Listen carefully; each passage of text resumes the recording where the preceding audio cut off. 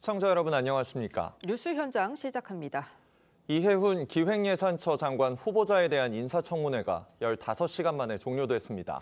여야 모두 고강도 질타를 이어간 가운데 청문보고서 채택에 난항이 예상됩니다. 취재기자 연결합니다. 자, 신경희 기자, 청문회는 몇 시에 끝난 건가요? 네, 어제 오전 10시에 시작했던 이 후보자 청문회는 정회와 속개를 반복하면서 자정을 넘긴 0시 54분에 끝났습니다. 여야를 구분하지 않고 부정청약과 장남 연세대 특혜 입학 의혹 등에 대한 날선 질의가 이어졌습니다. 진성준 민주당 의원은 원패터스 아파트 부정청약 의혹과 관련해 명백히 불법이라면서 이 집을 내놓으셔야 한다고 비판했습니다. 최은석 국민의힘 의원은 이 후보자가 장남의 대입 전형을 다자녀에서 사회 기여자 전형으로 번복한 데 대해 입만 열면 거짓말이라고 지적했습니다.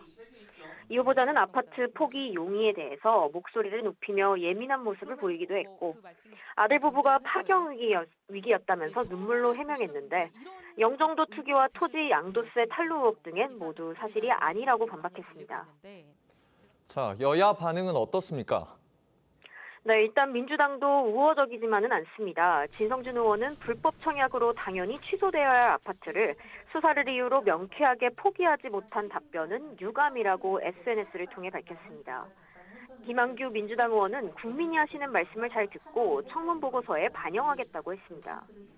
국민의힘도 논평을 내고 이 후보자는 해명이 아닌 궤변으로 일관하며 국민의 인내심을 시험했다고 비판했습니다. 대한민국 공직 후보자 검증 역사상 가장 수치스러운 기록이라는 평가도 내렸습니다. 여야는 청문 보고서 채택 여부를 논의할 예정이지만 국민의힘이 지명 철회를 요구하고 있고 민주당 분위기도 심상치 않아 결과를 예측하기 어려운 상황입니다. 다만 이 대통령은 보고서 채택과 관계없이 이 후보자를 임명할 수 있습니다. 지금까지 정치부에서 전해드렸습니다. 김경 서울시 의원이 강선우 의원 외에 또 다른 여권 인사에게도 금품을 줬다는 의혹에 대해 경찰이 강제 수사에 착수했습니다. 관련 녹취도 다수 확보한 걸로 알려졌는데요. 자세한 내용 취재기자 연결해 알아보겠습니다. 이나라 기자, 지금 압수수색이 진행되고 있나요? 네, 경찰은 오늘 오전 8시 40분쯤부터 김경 시의원에 대한 압수수색에 착수했습니다. 김 시의원의 자택과 서울시의회 의원회관, 금품을 전달받은 걸로 지목된 전직 서울시의장 자택 등 5곳이 대상입니다.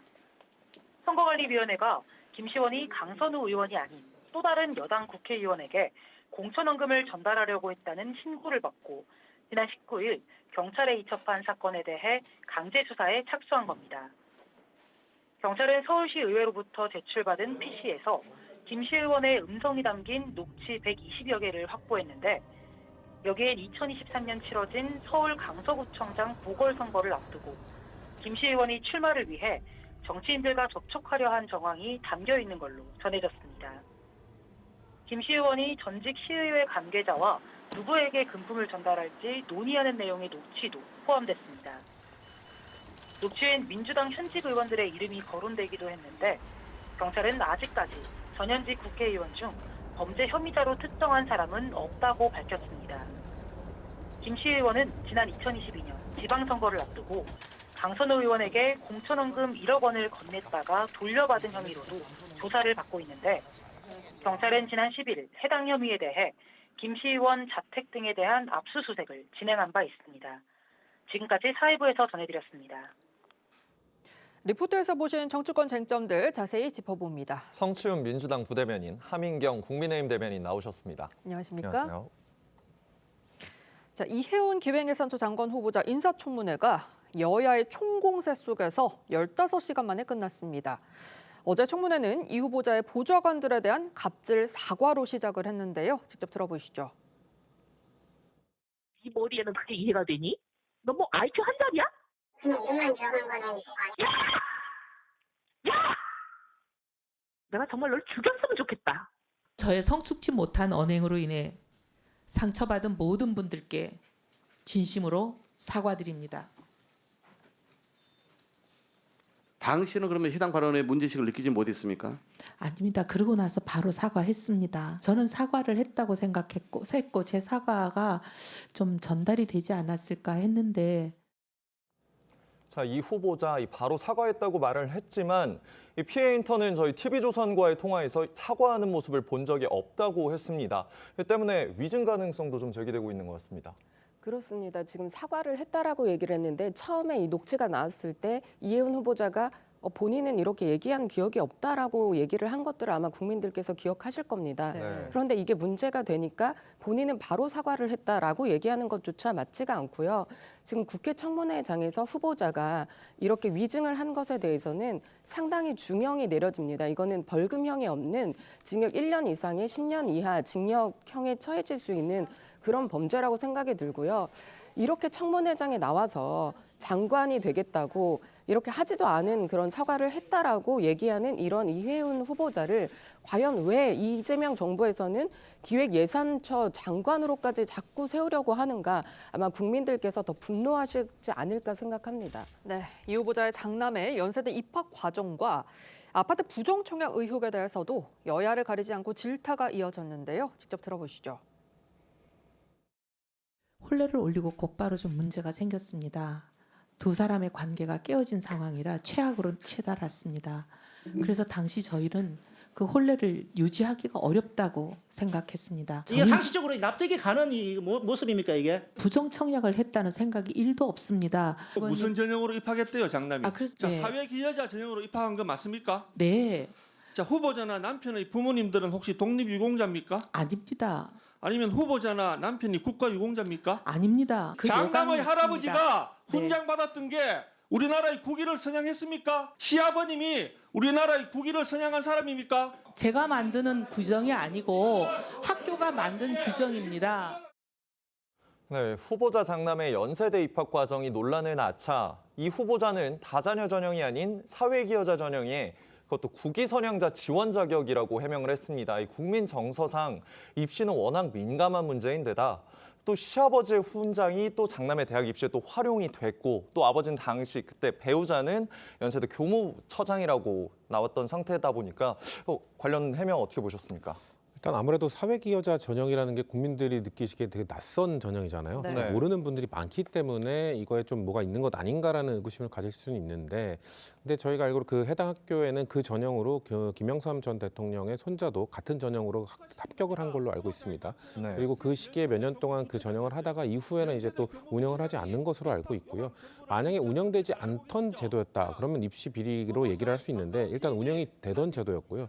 그 당시 입시 요강에도 보면은 뭔가 세계적 권위 있는 상을 받았거나 업적을 세워서 국위를 선양한 자의 자 혹은 자녀 혹은 손자까지 되어 있거든요. 그러니까 기준을 뭐 어긴 것은 아닙니다. 그리고 아까 전에 뭐 청문위원들께서 국위를 그게 선양한 겁니까? 국가유공자입니까? 이렇게 막 질타를 했는데 예. 국위 선양한 사람으로서 뭔가 그 교육 지원 대상인가에 그 판가름하는 여부는 학교가 아닌 제가 알기로는 국가보훈처에서 판단을 해주는 걸로 알고 있거든요. 그래서 관련 서류를 제출하면 학교는 그거를 보고 이 사람은 일단 지원 자격을 갖추었구나라고 해서 그 사람들 중에서 이제 선출하는 걸로 알고 있기 때문에 뭔가 이 교무처장으로서 뭔가 거기에 압력을 행사했다 그렇게 보기에는 좀 저는 어려운 부분이 있다고 보고 있습니다. 네, 이른바 위장 미혼 의혹과 관련해서도 이혜훈 후보자는 청약 당시에 이 장남 부부 관계가 나빠서 혼인 신고를 하지 못했다 이런 취지로 해명을 했는데 이 장남이 실제로 함께 거주를 했는지 이걸 입증할 수 있는 자료는 제출을 하지 않았거든요.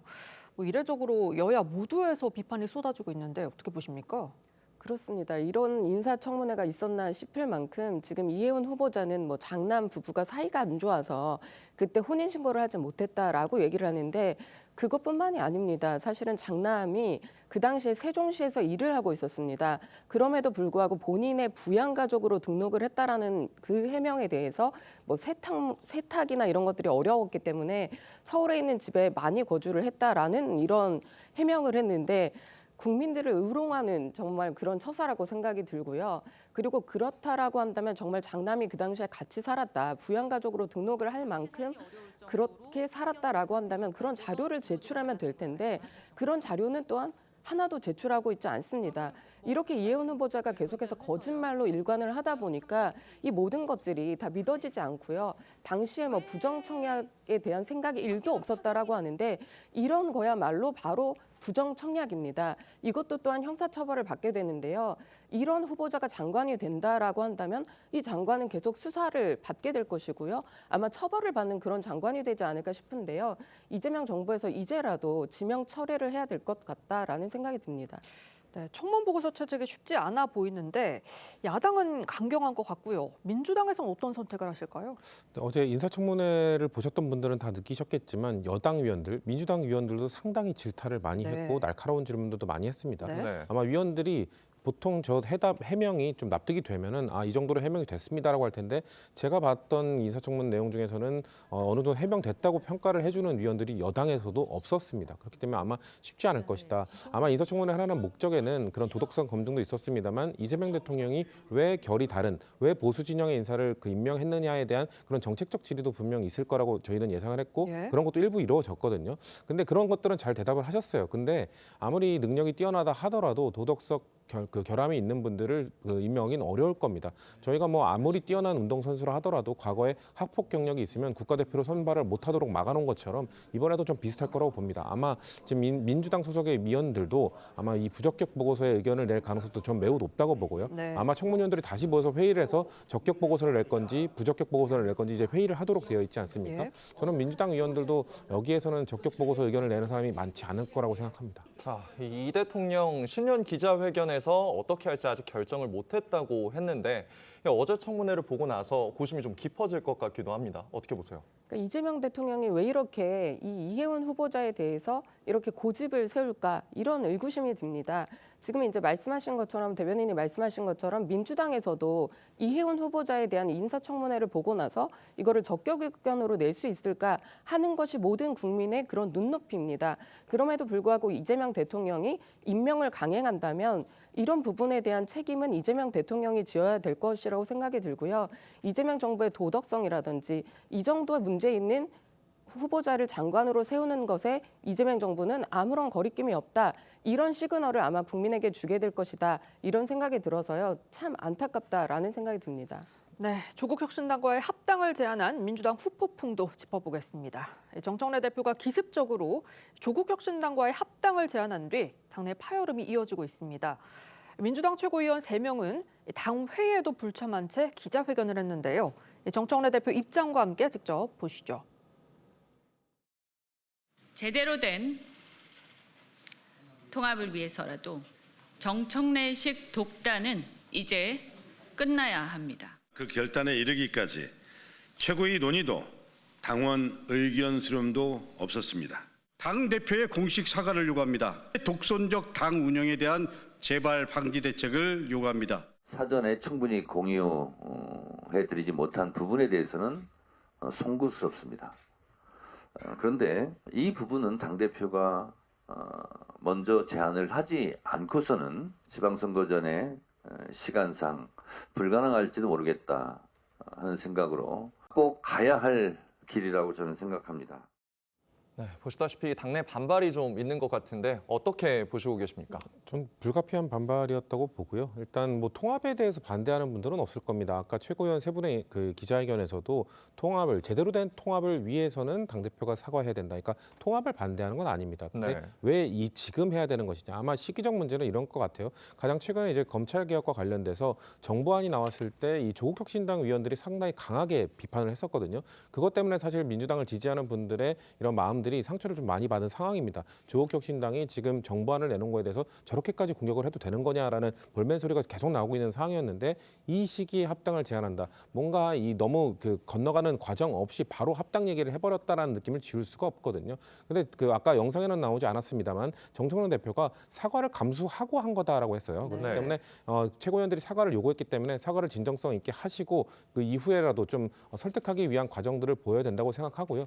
정청래 대표가 말한 시기적으로 지방선거 이전에 지금 아니면 못한다는 그 말씀은 알겠습니다. 왜냐하면은 지금 이제 그 양당이 이제 후보적 공모를 시작해버리면 사실상 합당은 어렵습니다. 현실적으로. 그렇기 때문에 그 이전에 빠르게 진행을 했었어야 된다는 불가피성은 또 알겠습니다만 그 과정과 이런 그 시기에 있어서 아무래도 이 최고위원뿐만 아니라 저 3명의 최고위원뿐만 아니라 저 최고위원은 사실상 이 당원들의 목소리를 대변해서 지금 이야기를 하고 있는 것이거든요. 네. 그러니까 당내 이 민심을 조금 다스리기 위해서는 정청래 대표께서 저는 좀 더 반복된 사과와 그리고 계속된 소통을 좀 하셔야 된다고 생각합니다. 네, 이런 가운데 방송인 김어준 씨, 정 대표 방식이 맞다라고 했고요.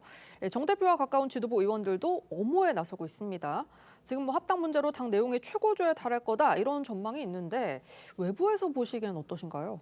진짜 더불어민주당은 야당의 목소리를 듣지 않을 뿐만 아니라 국민들의 목소리도 듣지 않습니다. 그런데 지금 여당 안에서도 이렇게 당대표가 마음대로 이런 조국혁신당과의 합당에 대한 문제를 어떤 절차와 논의도 없이 이렇게 마음대로 발표를 한다? 상당히 의아하다, 정말 더불어민주당스럽다 이런 생각이 들고요.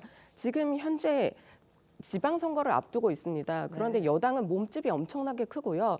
어떤 야당의 말도 듣지 않는다라고 하는 것은 브레이크가 없는 고장난 버스 같다 이런 생각이 드는데요. 그 버스에 아무리 그럼 더 많은 사람들을 태워서 덩치가 더 커진다면 지방선거에서는 이길 수 있겠죠. 하지만 이런 부분에 대한 피해는 고스란히 국민들이 입을 것입니다. 그리고 조국혁신당도 지금 이렇게 100년의 정당을 세우겠다라고 얘기를 했는데 갑자기 이렇게 입장을 바꿔서 합당을 얘기를 했던 것은 뭔가 뒷방에서 소위 말하는 이런 정치 야합이라든지 약속이라든지 조국 대표에게 뭔가 서울시장이라든지 부산시장이라든지 어떤 직을 약속한 것이 아닌가 이런 의구심마저 들고요. 네. 이렇게 정치를 해서는 되는가 아마 국민들께서 많이 이제 좀 싫어하실 것 같다. 이런 합당에 찬성하는 분이 계실 건가 이런 생각이 듭니다. 예. 네, 조국혁신당도 고심이 좀 깊어질 것 같은데 오늘 의원총회를 열고 당무위원회를 엽니다. 26일에는.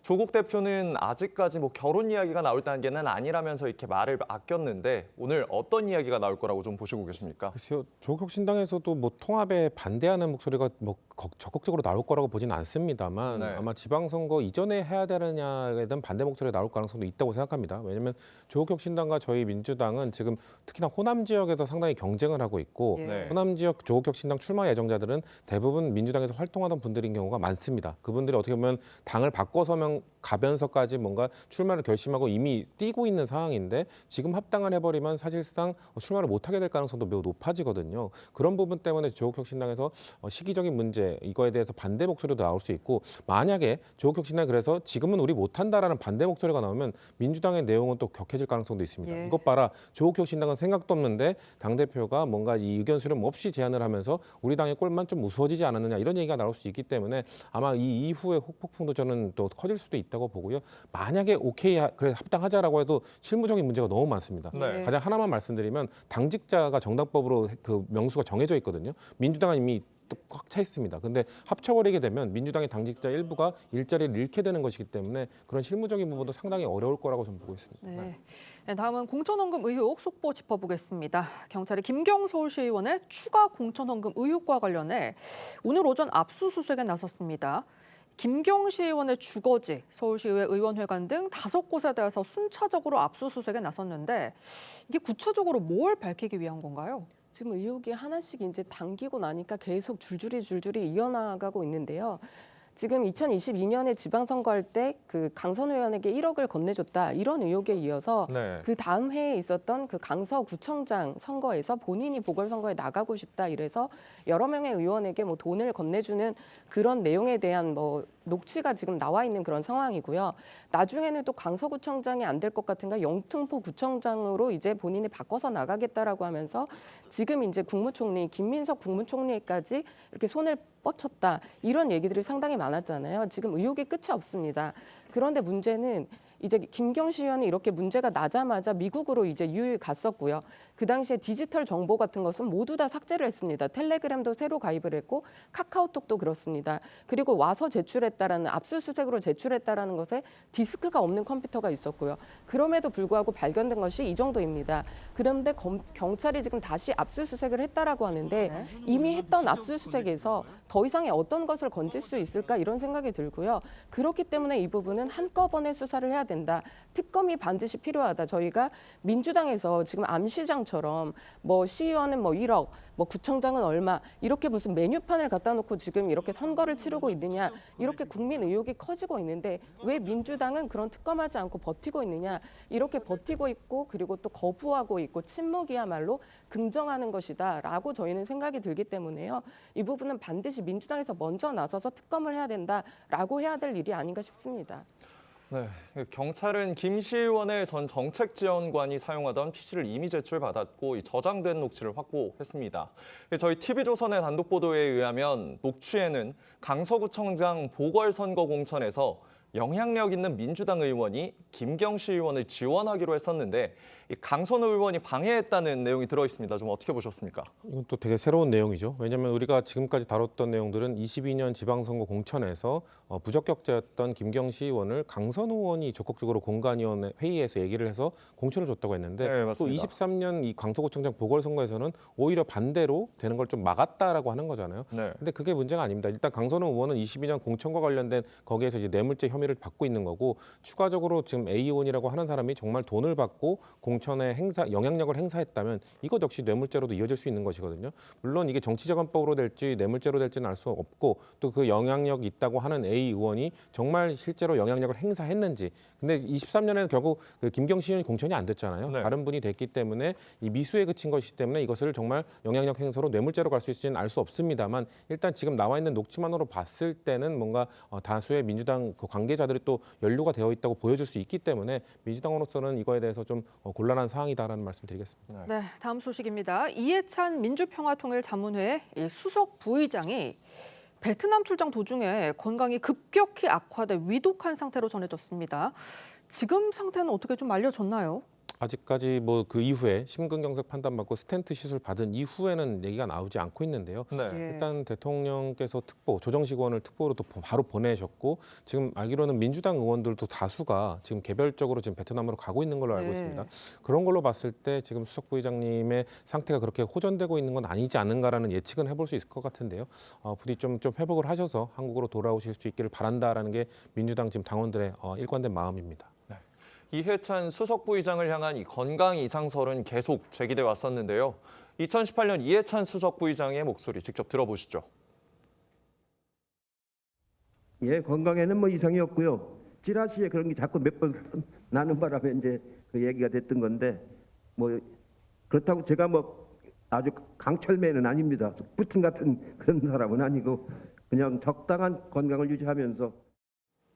네, 말씀하신 것처럼 민주당 조정식 의원이 급파됐는데 민주당 안에서 이해찬 부의장은 어떤 존재라고 할 수 있을까요? 좀 약간 정신적 지주 같은 분이시죠. 예. 민주당으로 7선 의원까지 하셨고 국무총리도 하셨고 당대표도 하셨습니다. 어떻게 보면 대통령을 제외한 민주당에서 할 수 있는 모든 직위를 다 하셨고 네. 민주당 입장에서는 전직 대통령 3분 중 지금 2분이 돌아가신 상황이고 문재인 대통령 1분 남아 계신 거잖아요. 그렇기 때문에 당의 원로로서 모시고 있는 분 중에 유일한 분이 또 문재인 대통령 이외에 이해찬 전 총리라고 할 수 있기 때문에 그렇기 때문에 지금 수많은 의원들이 아직까지도 많은 조언을 구하고 그리고 좀 정치적으로 기댔던 분이기 때문에 지금 베트남으로 개별적으로 다 가고 있는 그런 분이다라는 말씀드리겠습니다. 네, 지금까지 정치권 쟁점 짚어봤습니다. 두 분 말씀 여기까지 듣겠습니다.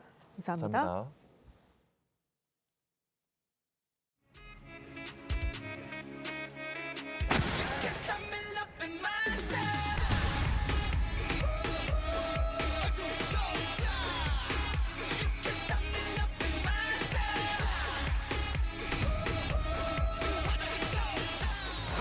너무 하고 싶고 보면은 아니 최대한 많이 하자. 이제 진짜 만나러 가야 될 것 같고 정말 최대한 많은 곳에 가서 많은 분들을 만나려고.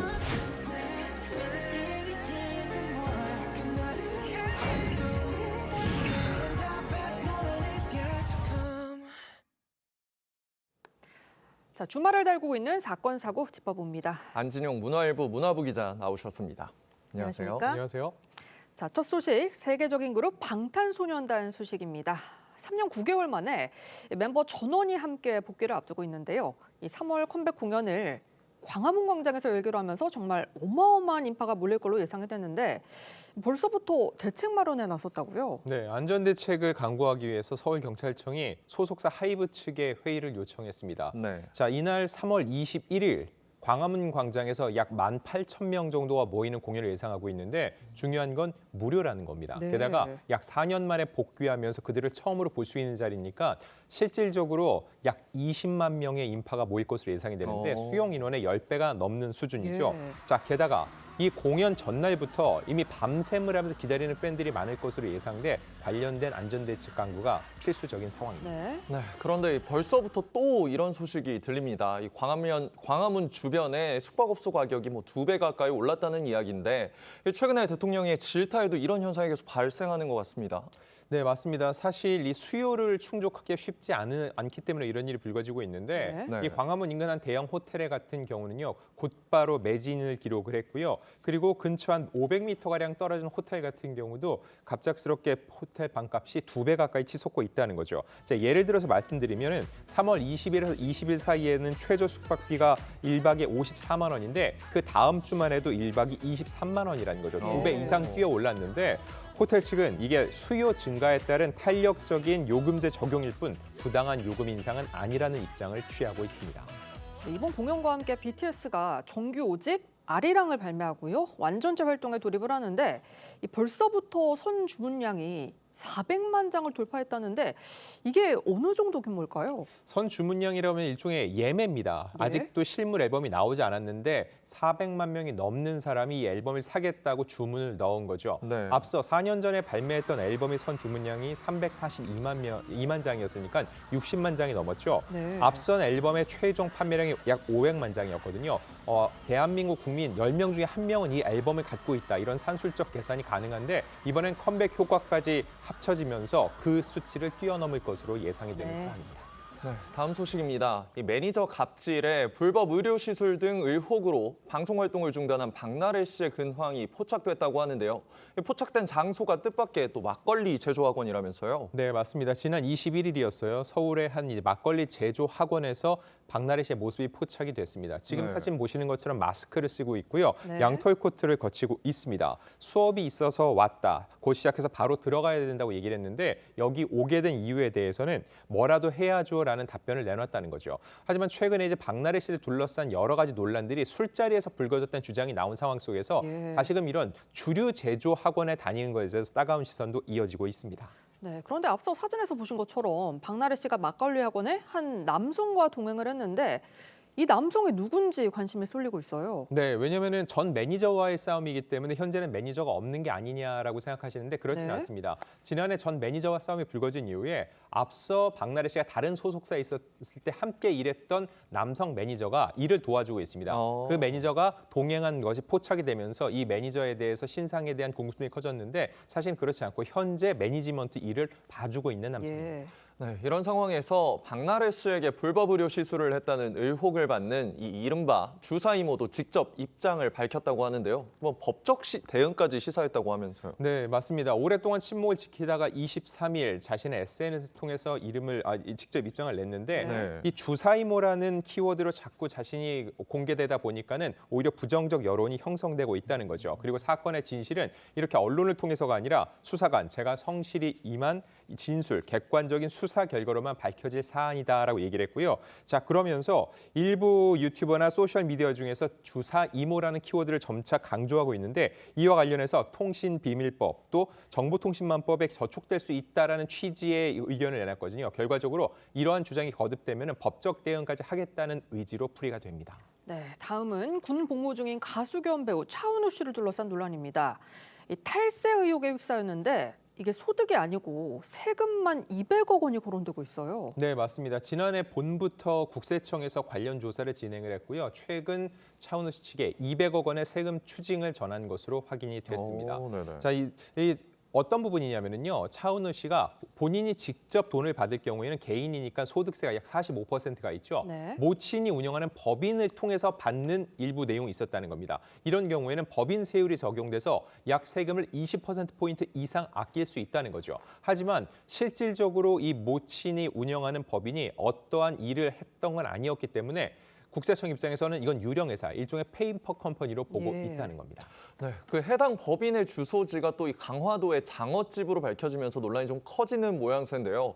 네, 그런데 차은우 씨 가족이 운영한 식당인데다 또 방송에서 맛집으로 소개되기도 해서 또 팬들의 실망감을 좀 더하고 있다면서요. 네, 이 페이퍼 컴퍼니로 지금 불리고 있는 주소지의 정확한 업종이 장어집인데 차은우 씨의 가족이 운영하는 곳으로 전해지기도 했습니다. 그런데 중요한 거 과거 차은우 씨가 해당 이 음식점을 맛집이라며 본인의 단골처럼 소개를 했는데 실제로 해당 음식점에 가면 차은우 씨 관련된 여러 가지 컨텐츠들을 만나볼 수 있다고 합니다. 하지만 이런 상황이 불거진 상황 속에서는 대중들이 바라볼 때 결국 차은우 씨가 본인의 가족의 가게의 힘을 속이고 그리고 조금 더 많은 손님들을 불러 모으기 위해서 저렇게 얘기한 게 아니냐라고 진정성의 의혹이 제기되고 있는 겁니다. 네, 차은우 씨는 뭐 얼굴 천재라고까지 불리면서 많은 사랑을 받고 있는데 이 탈세 의혹이 사실로 밝혀지면 차은우 씨 이미지 타격, 뭐 방송 활동에도 차질이 불가피할 것 같거든요.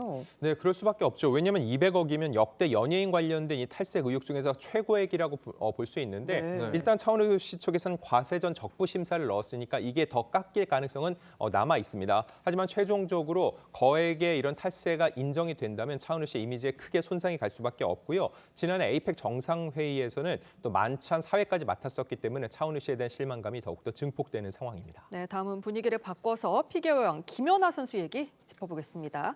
이 김연아 선수와 배구 여제 김연경 선수의 특별한 만남이 화제를 모으고 있는데요. 김연아 선수가 김연경 선수의 유튜브 채널에 출연을 했는데 직접 보시죠. 한번 우리 모셔볼까요? 나와주세요. 나 말고 다른 황제님. 안녕하세요. 안녕하세요. 네, 안녕하세요. 전 피겨스케이팅 국가대표 김연아입니다. 선배님께서 이제 콜을 하셔가지고 이거는 나가야 하는 게 예의다 생각해가지고 감사합니다. 지금 피겨를 시작하신다고 한다면 뭐 더 잘할 수 있을 것 같다던가 뭐 그런 거는 어떻게 생각하세요? 지금 피겨를 시작을 안 할 것 같고요. 안 좋았던 환경에서도 우리가 최고를 찍었기 때문에 못하러 지금 다시 해. 우리 최고를 이미 찍었기 때문에 할 필요가 없지. 네, 처음 제작진이 이 김연아 선수를 섭외한다고 했을 때 이 김연경 선수도 출연이 힘들 거라고 예상했다면서요. 네, 두 사람이 함께 있는 모습은 처음입니다. 그래서 사람들이 많이 궁금해해요. 어떤 인연이냐, 학연이냐, 지연이냐. 네. 근데 한간에서 농담처럼 김연이다라는 얘기가 있습니다. 예. 김연경, 김연아이기 때문에 네. 실제로 김연경 씨가 DM이라고 하죠. 다이렉트 메시지를 통해서 김연아 씨에게 출연 섭외 요청을 했는데 흔쾌히 받아들였다는 거예요. 예. 그 이유가 나름 있어 보입니다. 일단 선배가 제안한 거에 대해서 나오는 게 예의라고 생각을 했는데 더욱더 큰 이유는 제가 볼 땐 이겁니다. 다음 달에 동계올림픽이 진행이 네. 되죠. 그렇죠. 근데 이 올림픽에 대한 열기가 예전 같지 않다는 거죠. 예전엔 동계올림픽을 대표하는 김연아 같은 선수가 있었는데 지금은 상대적으로 대중적 관심사가 떨어진 상황 속에서 김연아 씨가 더욱더 적극적으로 이를 알리기에 나선 것으로 보입니다. 네, 이런 두 스포츠 스타 만남 자체만으로도 화제가 될 것 같은데 김연아 선수가 진솔한 이야기를 했는데 이게 또 반응이 폭발적이었다고요? 네, 일단 그 동하계를 대표하는 선수이기 때문에 진천 선수촌에서 사실 만난 일이 별로 없었습니다. 네. 자, 그럼에도 나오게 된 이유, 어릴 적에 본인은 워낙 미디어 노출이 많았기 때문에 지금 부담감이 있어서 많이 나오지 않고 있었다는 거죠. 하지만 김연경 씨가 손 내밀었을 땐 아까 말씀드린 것처럼 예의상 나와야 될 거라고 생각을 했고요. 또 하나 중요한 거, 사실 일반적인 예능에 나가면은 예능인들과 신변 잡기적인 얘기가 많이 있죠. 네. 하지만 김연경 선수와 김연아 선수 같은 경우는 정말 선수 시절에 대한민국을 넘어서 세계를 대표하는 선수였죠. 그들만이 가진 이런 공통 관심사 그리고 동병상련의 마음이 있었기 때문에 이 자리에서만큼 허심탄회하게 본인의 속내를 털어놓을 수가 있었던 겁니다. 네, 다음은 화제를 모으고 있는 재계 소식입니다. 삼성전자 이재용 회장의 장남 이지호 해군 소위가 해외 연합훈련에 파견된다고 하는데요. 석 달 전 임관식 모습부터 보시죠. 11월 28일 부로 해군 소위의 임명을 명받습니다. 예신고합니다. 필승! 필승!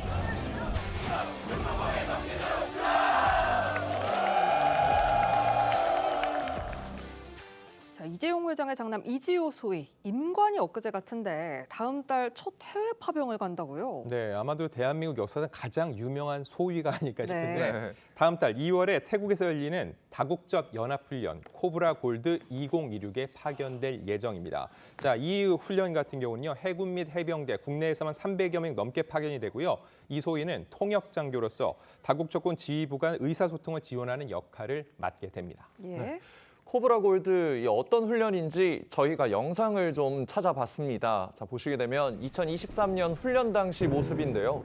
정확히 어떤 임무를 좀 수행하게 되는 겁니까? 네, 이 훈련 같은 경우는요. 사실 경연으로 진행되는 헤비 이어라고 있습니다. 특히 올해가 헤비 이어가 해당이 돼서 한국, 미국, 태국 총 30여 개국에서 무려 8천 명 이상이 참여를 하고요. 구체적으로 내용을 보면은요, 야외 기동훈련, 연합 참모단 활동 등을 수행하면서 연합 상륙작전 등을 하게 된다는 겁니다. 이 부분에 있어서 사실 소통이 굉장히 중요하죠. 다국적분이 모이기 때문에 이 안에서 이 소위 같은 경우는 핵심적인 통역 임무를 향후 수행하게 된다는 겁니다. 네, 지금까지 화제의 이슈들 안진용 문화일보 문화부 기자와 함께했습니다. 오늘 말씀 감사합니다. 감사합니다.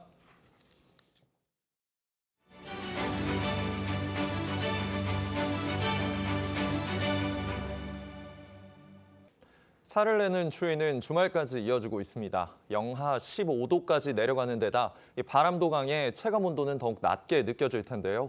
이런 추위에 차가운 거리에서 밤을 보내는 노숙인들이 있습니다. 김다로 기자가 둘러봤습니다.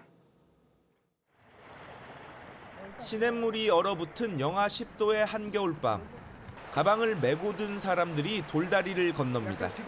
이들이 향한 곳은 다리 아래 비닐과 박스로 찬바람만 막은 노숙인의 집입니다. 따뜻한 쉼터로 가자고 설득해보지만 쉽지 않습니다. 왜 안 오셔? 접대 온다더만. 건설도 열었으니까 생활해야 하니까. 지하상가 여기저기에도 노숙인들이 힘든 밤을 보내고 있습니다. 맨발에 혼잎을 하나 없는 이들에게 담요와 음식은 구세줍니다. 은박지요? 잠깐 기다리세요. 드릴게요. 북극 한파가 기승을 부리는 요즘 보호소 직원들은 매일 하루 3차례 노숙인들을 찾아다닙니다. 식사하시라고 하면서 저희가 안부 확인을 하고 있고요. 겨울이다 보니까 아무래도 핫팩하고 응급담요를 제일 많이 요청을 하세요. 노숙인들과 친분이 쌓이면 보호소로 옮기도록 권유합니다. 요즘은 밖에서 못하죠. 여기서 쉴 수 있다는 거. 그리고 쉬면서 밥도 먹고 잠자리도 제공해주고. 북극의 찬 공기가 한반도로 계속해 내려오면서 강원 양구는 영하 21도 넘게 기온이 떨어졌습니다. 영하 10도 안팎의 강추위는 다음 주에도 내내 이어질 전망이어서 각 자치단체는 취약계층 보호에 비상이 걸렸습니다. TV조선 김다로입니다. 말의 해를 맞아 세계 최고의 경주마로 이름을 날렸던 닉스고가 우리나라에 왔습니다. 경주 대신 앞으로는 다음 세대를 위해 생명을 주는 종마로 활약할 예정인데요. 그 위풍당당한 모습을 신유만 기자가 제주에서 담아왔습니다. 말 운송 트럭에서 은빛 말 한 마리가 기세 좋게 내립니다. 회색 갈기와 금발의 꼬리가 신비로운 분위기를 자아냅니다. 미국에서 제주까지 긴 여정을 마친 10살짜리 종마 닉스고입니다. 말이 힘도 차 있고 그리고 마방에 들어갔을 때 빠르게 적응하는 모습들이 앞으로 이제 기대가 되고 건강할 것 같습니다. 9년 전 한국마사회가 1억 원에 구입한 닉스고는 2018년부터 2022년까지 미국에서 경주마로 뛰며 우승만 10번 했습니다. 전성기였던 2021년에는 세계 최고 경주마라는 뜻의 연도 대표마에도 선정됐습니다. 은퇴 후에는 종마로 변신했는데 교배 한 번에 받는 비용이 3천만 원에 달합니다. 최대 한 100억 정도도 되지 않을까. 아주 우수한 말을 저렴하게 저점으로 구매했다고 볼 수 있습니다. 우수한 유전자를 한국에 물려주려고 온 닉스고는 고급스러운 원목으로 꾸며진 마방에서 생활합니다. 하루에 맞는 영양제 가격만 12만 원이고 가끔씩 16만 원짜리 홍삼도 먹습니다. 귀하신 몸 닉스고는 이렇게 원적외선 물리치료도 받습니다. 말 그대로 말 팔자가 상팔자입니다. 세계 경마시장 규모는 140조 원이 넘는데 닉스고 같은 우수한 혈통의 경주마가 늘수록 우리나라 경마 산업도 성장이 기대됩니다. TV조선 신유만입니다. 그린란드 문제를 두고 진정되는가 싶던 미국과 유럽의 갈등이 다시금 불붙는 양상입니다. 나토군을 폄하하는 트럼프 대통령의 발언이 문제가 됐는데 영국은 사과를 요구했습니다. 그린란드에서는 주민들이 사재기에 나서는 등 불안이 가시지 않고 있습니다. 변재영 기자입니다. 미국과 협조를 강조하던 영국 총리가 미국의 공개 사과를 요구했습니다. Trump's remarks to be insulting and frankly appalling. And I'm not surprised they've caused such hurt to the loved ones of those who were killed or injured. 앞서 트럼프 대통령이 미국은 나토가 필요한 적 없었다고 조롱 섞인 말을 한 데 따른 겁니다. We've never needed them We have never really asked anything of them. You know, they'll say they sent some troops to Afghanistan or this or that. And they did. They stayed a little back, a little off the front lines.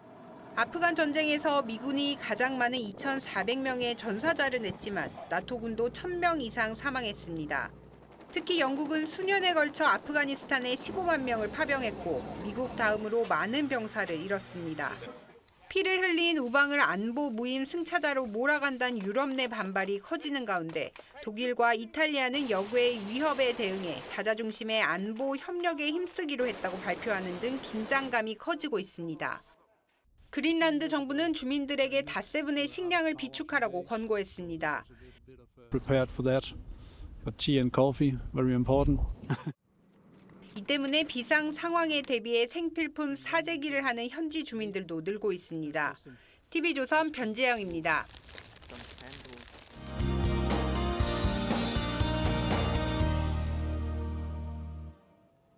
일주일 가까이 한파가 이어지고 있습니다. 토요일인 오늘도 서울의 한낮 기온 영하 2도로 종일 영하권에 머물겠고 내일 아침에는 영하 11도로 오늘보다 더 춥겠습니다. 동쪽 지역은 대기가 매우 건조합니다. 동해안을 중심으로 바람까지 강하게 불어 화재 사고에 각별한 주의가 필요합니다. 오늘 전국이 대체로 맑겠습니다. 서해안은 밤까지 눈이 날리는 곳이 있겠습니다. 강추위 속 빙판길과 도로 살얼음이 나타나는 곳이 많습니다. 미끄럼 사고 조심하셔야겠습니다. 오늘 한낮 기온 서울 영하 2도, 춘천 영하 3도, 대구 영상 3도에 머물겠습니다. 다음 주 중반까지도 영하 10도 안팎의 강추위는 계속되겠고 월요일 오후부터 전남 해안과 제주에 비나 눈이 내리겠습니다. 날씨였습니다. 1월 24일 토요일 뉴스 현장은 여기까지입니다. 함께해 주신 여러분 고맙습니다.